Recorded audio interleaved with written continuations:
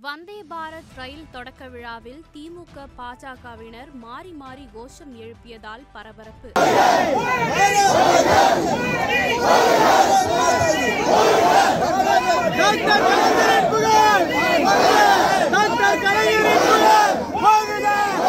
சென்னை எழும்பூர் நாகர்கோவில் வந்தே பாரத் ரயில் சேவை இன்று தொடங்கியது. தாம்பரம் ரயில் நிலையத்தில் TR பாலு MP, SR ராஜா MLA, மேயர் வசந்தகுமாரி, பாஜக மாவட்ட தலைவர் வேத சுப்பிரமணியம், ரயில்வே அதிகாரிகள் கலந்து கொண்டு கொடியசைத்து வந்தே பாரத் ரயிலை வழி அனுப்பினர். அப்போது பாஜக மற்றும் திமுகவினர் மாறி மாறி கோஷம் எழுப்பியதால் பரபரப்பு ஏற்பட்டது.